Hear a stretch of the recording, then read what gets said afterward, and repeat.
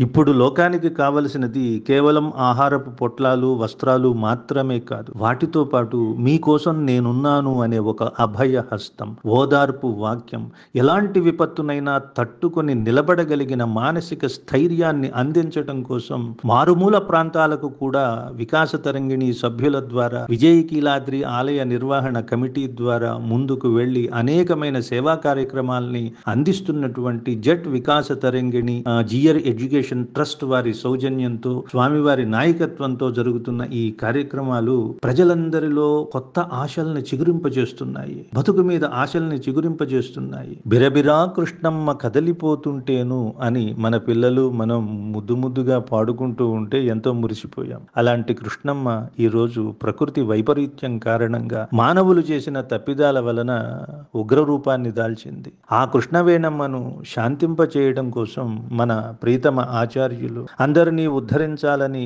నిత్యము తపించే మనీషి వారు స్వయంగా వేంచేసి కృష్ణవేణిని తెలుగింటి ఆడపడుచుగా భావన చేసి ఆమెకు చీర సారే ఇచ్చి శాంతింప చేయడం కోసం ప్రయత్నం చేశారు. వారి దివ్యమైన అనుగ్రహ ప్రభావంతో వెంటనే కృష్ణమ్మ శాంతించి మనందరికీ స్వస్థతను చేకూరుస్తుంది. జై శ్రీమన్నారాయణ.